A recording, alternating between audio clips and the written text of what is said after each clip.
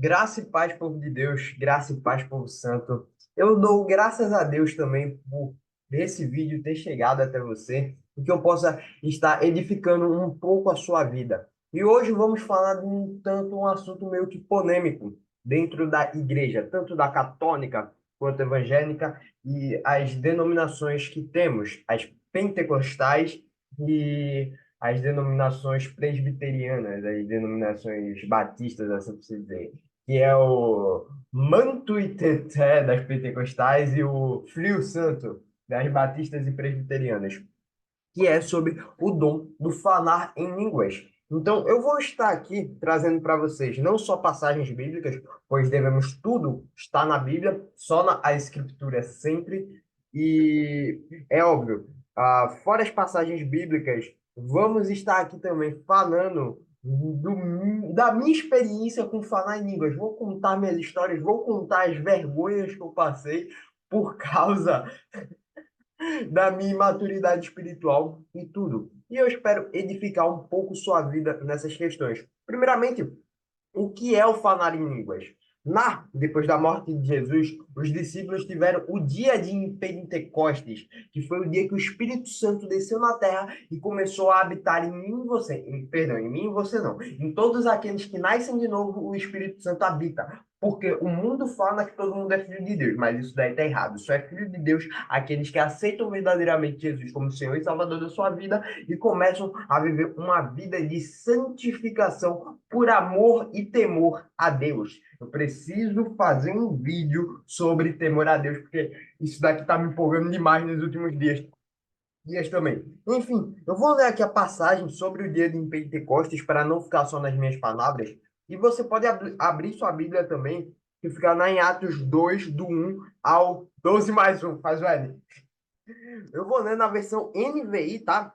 Eu vou estar lendo em versões mais simples agora nesse vídeo por um simples motivo. São pessoas, eu estou falando aqui, espero eu, com novos convertidos ou crentes com pouco tempo de conversão, um ano, 2 anos por aí. E então vou usar versões um pouco.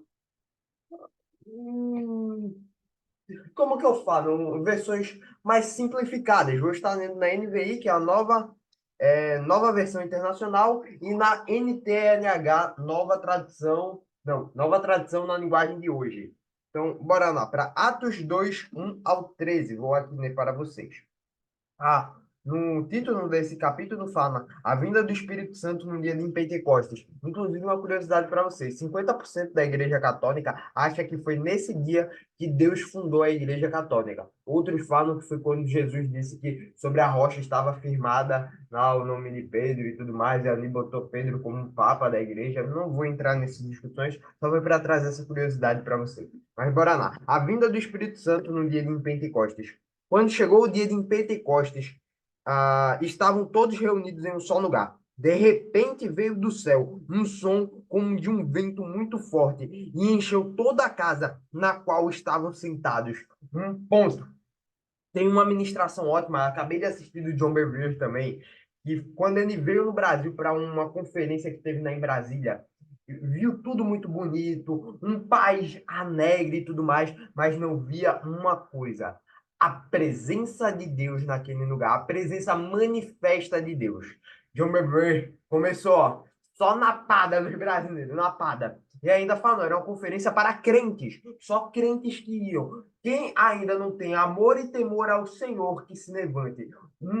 Os 3 quartos do auditório, né, da igreja se levantou. E a presença manifesta, o John Bevere fala, chega a ser emocionante quando ele fala de Deus naquele lugar. É como um vento. É como se um Boeing tivesse decolado na sua frente, tá ligado? Eu fico muito empolgado com isso quando ele fala. E aqui nós podemos ver que foi a mesma coisa, entre aspas, no dia de Pentecostes. Então, a presença de Deus se faz como um vento impetuoso. Ouça o barulho!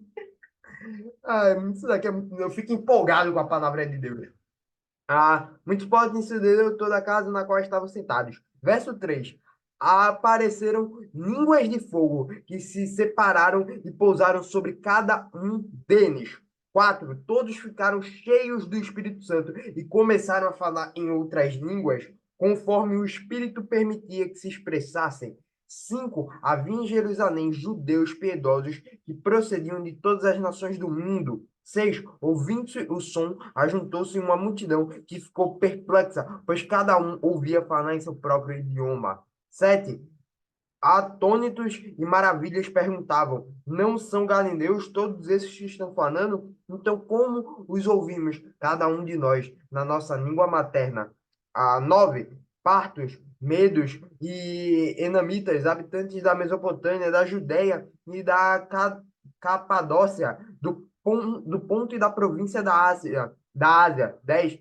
Da Frígia e da Panífina, do Egito, das partes da Níbia, próxima a Cirene, visitantes vindo de Roma, tanto judeus como convertidos ao judaísmo, cretenses e árabes. Nós os ouvimos em declarar maravilhas de Deus na nossa própria língua. 12. Antônitos perplexos, todos perguntavam uns aos outros: que significa isso? 13. Outros, contudo, zombavam e diziam: eles beberam vinho demais. Esse é o falar em línguas. Vou até fechar essa Bíblia, que eu não vou usar mais a NVI no vídeo de hoje. Esse é o falar em línguas. É o Espírito se manifestar. E você falar diretamente com o Espírito de Deus, você próprio se edifica, porque você não faz uma oração normal, tipo, com o que você quer pedir, tipo, meu Deus, eu preciso de um celular, inclusive estou precisando, quem quiser me dar, meu celular quebrou, tá? Eu estou usando um Samsung antigo que eu tenho aqui em casa. Meu Deus, eu quero um celular, não, falar em línguas edifica a sua alma, porque você entra em total comunhão com o Espírito Santo, você começa a conversar, você se edifica com Deus, você tem um momento de comunhão, não, um momento de proximidade, eu não sei a palavra certa que usar, mas você começa a se aproximar mais de Deus com falar de línguas. E era muito isso que eu não entendia. Agora eu vou contar um pouco da minha experiência com falar de línguas. É o seguinte, eu não gosto de ficar sentado, eu gosto de ficar em pé, mas tudo bem. Eu me converti em 2019, em uma viagem que eu fiz na Paraíba. E a pastora na época, a bispa, no caso, que me ajudou a aceitar Jesus, eu tenho muito carinho por ela. Um dia espero reencontrá-la e tudo mais. Ah, orou em línguas por mim quando eu falei que eu aceitava, mas eu estava mentindo naquele dia, porque eu não acreditava. Pense para mim na cabeça de um moleque que veio de uma família católica, que não acreditava em Deus e tudo mais, nem nada do tipo. Ver uma pessoa começar a falar, Alabaxume cantamia anabaxê. Eu só penso uma coisa. Que macumba é essa, velho? Literalmente, minhas palavras foram essas que na minha cabeça, óbvio, que eu não ia falar isso na frente de todo mundo, mas minha cabeça foi, que macumba é essa, velho? Eu cheguei aqui falando, mãe, que negócio estranho, velho. Oxi, falaram as palavras lá, botaram a mão na minha cabeça, parecia uma macumba do caramba. Aí não é macumba não, meu filho. Minha mãe tentou me explicar do jeitinho dela, na fé católica e tudo mais, e eu fiquei tipo, what? O que é isso? Eu preciso descobrir. Só que aí, Satanás começou a falar da minha cabeça para não ir para a igreja. E depois de um tempo eu fui para a igreja e tudo mais. Deus falou diretamente comigo. E eu ainda assim não comecei a entender o Espírito Santo, o agir do Espírito Santo, falar em línguas. Eu achava aí uns negócios estranhos. As pessoas pulando, caindo no chão, chorando, começando a sorrir. Feito doido. Realmente como os caras que estavam zombando. Esses caras estão embriagados, velho. Eu nunca entendi esse falar. Só que esse ano de 2024 eu mudei de igreja. Eu estava em uma igreja longe, e que era a igreja que eu me converti e tudo mais, e vim para uma igreja local, perto da minha casa, que eu conseguia estar mais comunhão com os meus irmãos e tudo mais. E aí, no primeiro culto jovem que eu vou, primeiramente, não, perdão, o Espírito Santo já estava tratando comigo sobre o falar de línguas em uma viagem que eu fiz em fevereiro, para um acampamento e tudo mais, durante o carnaval. Eu gosto de fugir do carnaval e vou me isolar sempre. Então, durante essa viagem que eu fiz, durante o carnaval, o Espírito Santo começou a falar comigo sobre o falar em línguas. Começou a muito falar isso. E no primeiro culto jovem que eu vim, pós a minha viagem e tudo mais, foi até um cara de fora, da igreja sede da Verbo da Vida, que eu sou da Verbo da Vida. Aí o ministro de louvor da Verbo da Vida Zona Norte, eu acho que é Lucas Evangelista o nome dele, perdão se eu estiver errado. Pesquisem aí. Aí ele falou, quem ainda não é batizado no Espírito Santo fala. Eu não sei nem o que é ser batizado no Espírito Santo. Tenho anos de crente, mas, meu irmão, nunca entendi um negócio desse. Será que é para mim? Eu só sei que eu tomei coragem e fui. E lá eu comecei a falar em línguas. Ótimo. Boa. O fogo se apossou. É manto e teté. Mas aí ainda continuavam minhas dúvidas, pois eu não entendi ainda o agir, pois eu ainda não entendi o falar de línguas. E eu ia deixar isso para mais tarde, mas já vou falar agora para vocês, porque o Espírito Santo está mandando eu falar. Abram aí em 1 Coríntios 14:4. Vou estar lendo na versão NTLH, como eu havia falado com vocês, versão NTLH 14:4. E Paulo fala assim: quem fala em línguas estranhas ajuda somente a si mesmo, mas quem anuncia a mensagem de Deus ajuda a igreja toda. Por quê? Ah, Paulo está abominando as línguas estranhas? Não. O falar em línguas é justamente isso, ajudar a si mesmo. Você está se conectando com Deus, você está se edificando com Deus, está se aproximando, tendo um momento de intimidade, você e Deus. Você pode não estar entendendo nada do que você está falando, mas o seu espírito, a sua alma está entendendo. E você e Deus estão nessa comunhão, tá ligado? Você está realmente pedindo o que precisa para Deus. E basicamente é isso, é essa edificação. O falar em línguas é isso, uma edificação que acontece com você. Eu não ia nem fazer isso, mas eu vou ler aqui na King James também, King James atualizada. Você que já tem mais anos de crente, recomendo muito pegar a King James atualizada, porque é a Bíblia que mais se aproxima dos textos originais. Então, novamente, 1 Coríntios 14:4, vou ler aqui de novo. Perdão aí, não tem corte não, tá? Aqui é se vira no Chiquita. 1 Coríntios 14:4. Quem fala em uma determinada língua, a si mesmo se edifica, mas quem profetiza edifica a igreja. O falar em línguas também se edifica, faz essa aproximação com Deus, como o rei James fala aqui. Mas também com isso você consegue liberar vários dons para não só te edificar, mas também edificar a igreja. Por isso que Paulo também fala do intérprete, tá ligado? Porque o falar em línguas te edifica, mas se tem um intérprete, toda a igreja é edificada. Mas você precisa desse momento de falar em línguas. E continuando minha história, eu não entendi ainda sobre falar em línguas. E eu, tá, fui batizado no Espírito Santo. A chama está ardendo dentro de mim. Mas por quê? Só de vez em quando. O pessoal da igreja fala, ora em línguas. Eu não consigo orar em línguas. Não vem nada na minha cabeça. Minha cabeça literalmente fica pensando no trabalho, fica pensando no que eu tenho que estudar amanhã, mas eu não consigo falar em línguas.